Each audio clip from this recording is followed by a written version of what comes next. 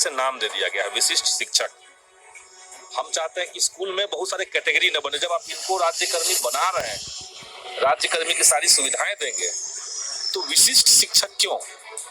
जो बीपीएससी से बहाल शिक्षक है उसके लिए जो नियमावली आई है उसी में संशोधन करके इनको आप उसमें समाहित कर लीजिए, एक जैसा शिक्षक हो जाएगा सब जगह।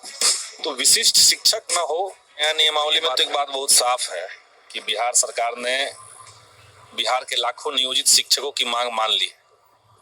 राज्यकर्मी की मांग थी, राज्यकर्मी सरकार ने स्वीकार किया। और नियमावली में जो कुछ संशोधन की बात है, कुछ सुधार की बात है, तो सरकार ने 7 दिन का समय भी दिया है। तो आप समझिए कि फैसला तो बहुत ऐतिहासिक है।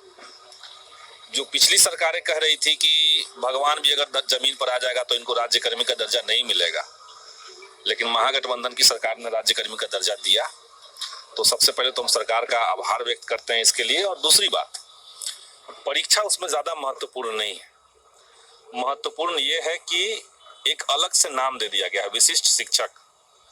हम चाहते हैं कि स्कूल में बहुत सारे कैटेगरी न बने। जब आप इनको राज्यकर्मी बना रहे हैं, राज्यकर्मी की सारी सुविधाएं देंगे, तो विशिष्ट शिक्षक क्यों? जो बीपीएससी से बहाल शिक्षक है उसके लिए जो नियमावली आई है उसी में संशोधन करके इनको आप उसमें समाहित कर लीजिए, एक जैसा शिक्षक हो जाएगा सब जगह। तो विशिष्ट शिक्षक ना हो, एक तो ये बात है। सक्षमता परीक्षा, ये हम चाहते हैं कि एक तो परीक्षा हो ही ना। आप नहीं चाहते कि परीक्षा नहीं चाहते हैं, क्योंकि कारण उसका है क्योंकि दक्षता परीक्षा जो पंचायत शिक्षक हैं वो सब लोगों ने पहले दे रखी है। जो टीईटी क्वालिफाइड शिक्षक हैं उन लोगों ने भी परीक्षा दे रखी है, टीईटी की परीक्षा दी है, तभी तो वो यहाँ तक आए हैं।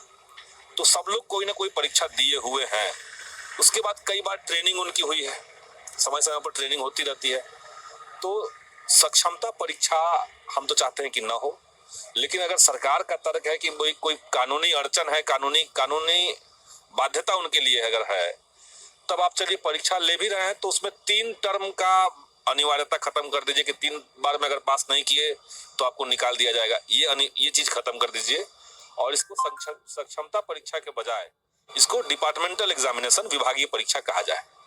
कुछ नियमावली में जो अभी नियमावली जो आई है उसमें पे इंडेक्स जो है उसमें कुछ त्रुटि हो गया है, कुछ गड़बड़ी हो गई है, तो वो तो सुधार लिया जाएगा, तो सरकार सुधार लेगी, तो वो दिखता है।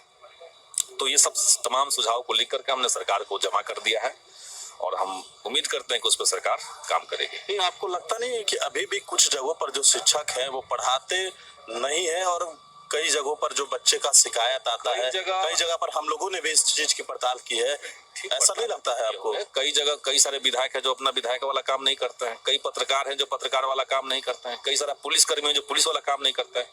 तो ये कोई तो बात नहीं हुई, वो सारा क्राइटेरिया फुलफिल किए हुए हैं। 2 एग्जाम्पल को लेकर जो जनरलाइज किया जाता है, हम तो कह रहे हैं कि सरकारी स्कूलों में दिक्कत है, लेकिन दिक्कत जितना है, जितना वो बर्बाद है, उससे बहुत ज्यादा बढ़ा चढ़ा के वो बदनाम है।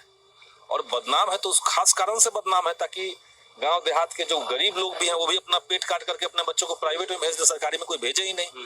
तो इसलिए बदनामी भी बढ़ा चढ़ा करके की जाती है। और उसमें अगर रूल रेगुलेशन सही होगा, बेसिक इंफ्रास्ट्रक्चर सही होंगे तो चीजें बेहतर हो जाएगी। हम तो उसी दिशा में हम लोग काम कर रहे हैं।